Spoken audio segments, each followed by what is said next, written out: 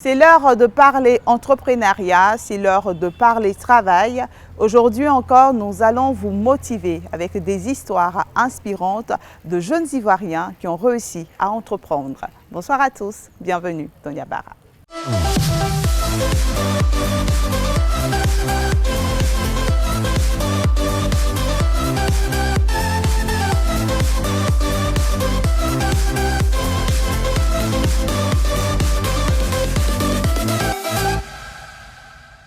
Notre rubrique Le Boss de ce soir nous conduit dans une quincaillerie. Le propriétaire, Kone Aruna, est un jeune homme qui force l'admiration par son courage.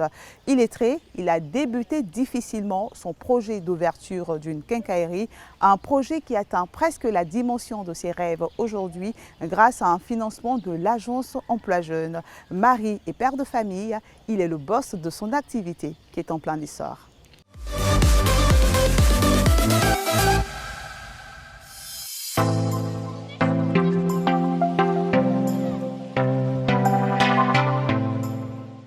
Je m'appelle Kone Aruna. Je vends des matériels de maison comme un quincaillerie. Je voulais faire vendre travail de maison quoi. Voilà, les matériels de maison parce que je n'avais pas l'argent. Donc c'est là que je suis venu pour les Libanais pour venir faire comme genre d'apprentissage. Je travaille eux et me payent un peu. Bon voilà pourquoi j'ai fait un petit économie. J'ai pris ça pendant 5 ans. Quand j'ai vu que bon, vraiment c'est un travail, ça me plaît, voilà pourquoi bon, je me suis forcé pour avoir fait économie un peu que je vais créer pour moi-même.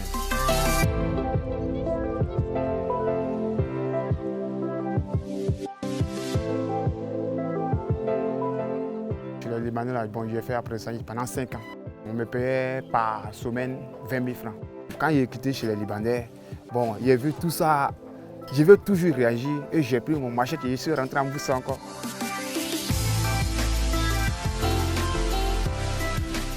J'avais toujours courage pour avoir fait pour moi-même. Quand je suis passé l'acheter des machettes, bon Dieu merci, j'ai gagné un peu.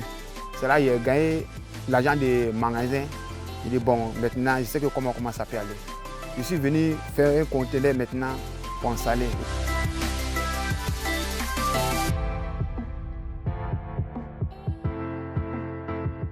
Bon, quand j'ai ouvert mon magasin, l'argent que j'avais pris c'était fini.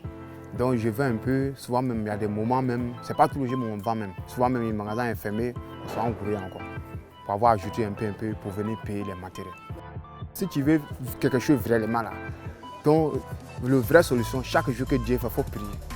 Même en couchant, tu peux prier pour demander pardon à Dieu, pour que vraiment Dieu n'ait pas pitié de toi ou ça peut couler, pour que Dieu n'ait pas t'amener là-bas. Après ça maintenant, quand j'ai gagné, donc moi-même je ne venais plus ici encore.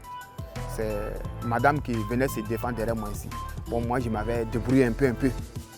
Donc, dans les travaux qu'on fait, les amis qui sont là-bas, c'est pas on dit, il y a un ami, il m'a dit, ah, mais je connais vraiment, j'ai entendu un son, comme toi, tu te débrouilles un peu. Il dit, bon, le gouvernement donne prêt à quelque part. Donc, on dit que tu peux aller t'inscrire dans Copec. S'il y a un Copec dans ton quartier là-bas, tu peux aller t'inscrire, donc, avant qu'on te donne l'argent. Voilà pourquoi moi je vais tenter ma chasse. Donc Dieu merci, j'ai tenté ma chasse. Bon, je suis sorti là-bas vainqueur. Dieu m'a aidé. Sérieusement, je vous demande pardon pour... Écoutez, il y a certaines personnes aujourd'hui, et quand tu fréquentes, ça dépend pour aller s'asseoir dans le bureau pour gagner l'argent. Ce n'est pas ça. Il y a plusieurs personnes qui ont fréquenté, ils ont des grands diplômes et j'ai des cabines aujourd'hui. Il fait travail pour les gens, mais ils ont des grands diplômes. Donc si tu as une idée que tu veux réagir demain, tu veux être quelque chose pour devenir riche demain, là, donc tout le temps, tu penses à ce problème-là. Voilà. Au lieu que tu acceptes tout, quoi. Même on a trop fait, quoi. Pour travailler pour les gens, on te parle mal, mais quand même tu acceptes. Ce que tu demandes la fois.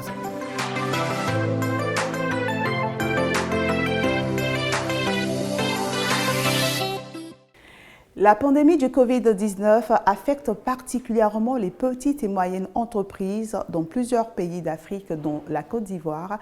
Ces PME représentent 80% du tissu économique.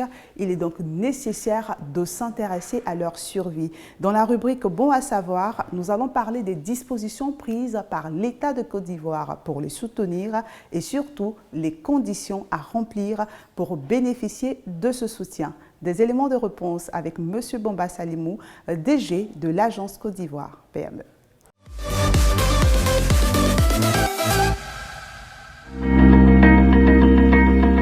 Aujourd'hui, l'épidémie du Covid-19 qui continue de se propager vient impacter fortement les outils de production déjà faibles des PME ivoiriennes.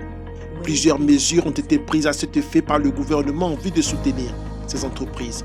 Il y a des mesures fiscales aujourd'hui qui ont été prises par le gouvernement qui concernent bien sûr souvent le report de certaines charges, qui permet aussi souvent un paiement accéléré de la dette intérieure. Donc les entreprises doivent pouvoir avoir la très bonne information et c'est pour cela qu'aujourd'hui sur le site internet de l'Agence Côte d'Ivoire PME, vous pouvez venir, vous verrez qu'il y a une page qui est dédiée au Covid-19, une page sur laquelle vous verrez l'ensemble des mesures que le gouvernement met en avant. Au-delà de ces mesures fiscales, un plan de soutien aux entreprises initié par le gouvernement prévoit 4 fonds d'appui. Les 4 fonds qui ont été mis en place, vous avez un fonds de soutien dans le secteur de l'humanitaire, d'un montant de 170 milliards. Vous avez un fonds de soutien aux acteurs du secteur informel, d'un montant de 100 milliards. Vous avez un fonds de soutien aux PME, d'un montant de 150 milliards. Et vous avez un fonds de soutien aux grandes entreprises, d'un montant de 100 milliards. Donc c'est l'ensemble de ces fonds-là, à peu près de 530 milliards de francs CFA, qui ont été mobilisés par le gouvernement ivoirien, qui a droit à ces différents fonds-là. Donc vous avez un guichet pour les entreprises qu'on appelle des PME lorsqu'on a toute sa documentation. Vous avez d'autres types d'entreprises qui forcément ne payent pas les impôts, aux impôts souvent qui vont à la mairie ou dans la taxe communale, peut-être qu'ils vont plus se retrouver au niveau du fonds de soutien aux acteurs du secteur informel. Et vous avez aussi des personnes qui est monsieur et madame tout le monde, c'est le culture du quartier, c'est celui qui arrange nos voitures, c'est notre soeur qui vend au coin de la rue, qui souvent sont des personnes beaucoup plus vulnérables, qui vont se retrouver au fonds humanitaire.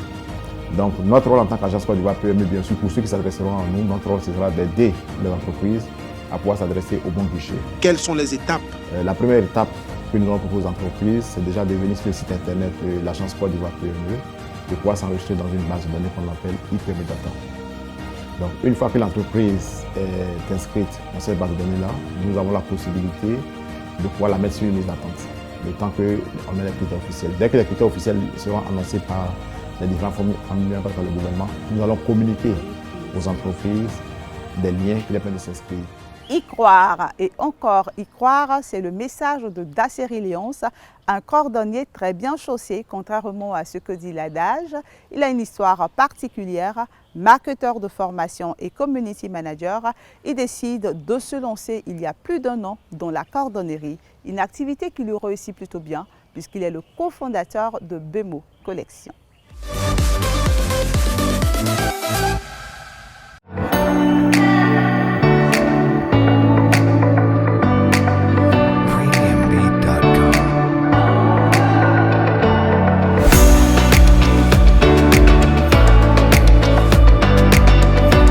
Avant d'être cordonnier, déjà j'avais une entreprise, Africa Group, qui était dans l'événementiel.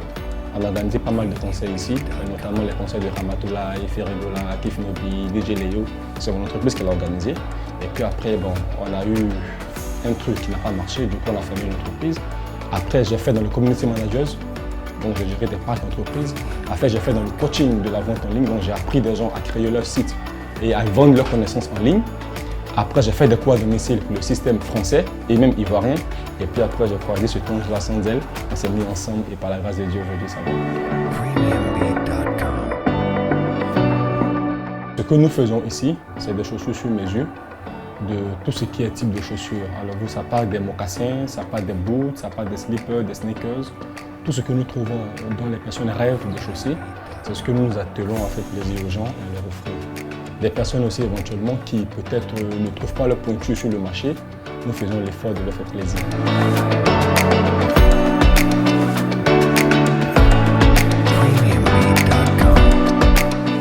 Être cordonnier, ça demande de la créativité.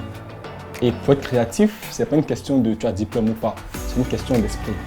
Donc on peut bien avoir un master et être coordonné. Et au contraire, on va très bien réussir parce qu'il y a des éléments qu'on maîtrise. Et je dirais toujours, quand on a une personne, il faut savoir s'adapter. On a appris sur le tas, et lui et moi, parce qu'on ne s'est pas formé dans une école. Non, on a appris sur le tas avec les critiques de nos clients. À 90%, ce sont nos clients qui nous ont améliorés.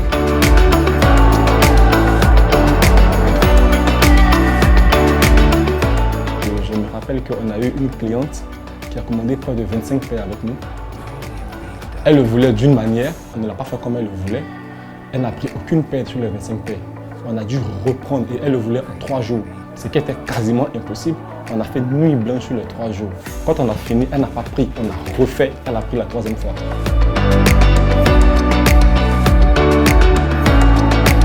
Pour dire que quand vous voulez quelque chose, il peut y avoir des erreurs, il peut y avoir des choses, mais il faut le refaire. Donc il faut la persévérance, il faut croire en ce qu'on fait et il faut accepter surtout les critiques et reprendre quand ça ne marche pas. Nous ici, on a un principe, c'est satisfaire ou rembourser. Nous sommes des cordonniers extrêmement bien chaussés et il y a eu plusieurs clients qui sont venus ici à la base pour commander une chaussure, mais quand ils sont rentrés, ils ont vu la chaussure dans les pieds de Abdoulaye, ils ont dit c'est ça que je veux. Et il faut que chaque jeune qui entreprend soit fier de ce qu'il fait. Parce que c'est la fierté de ce que tu fais qui t'amène à ne pas abandonner. Commencez là où vous êtes, planifiez les choses, soyez organisés et ayez le courage, les choses vont venir petit à petit.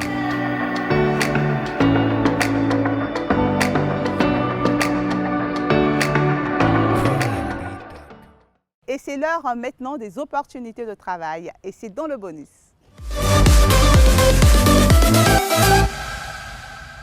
L'agence Emploi Jeunes recrute pour ses entreprises partenaires des profils suivants. Durée du stage, 6 mois renouvelables. Exigences particulières. Jeune homme ou femme, être âgé de 18 à 40 ans, dynamique, courtois, bonne connaissance de l'outil informatique. Profil requis, 20 stagiaires commerciaux, niveau de formation Bac+2, sexe indifférent.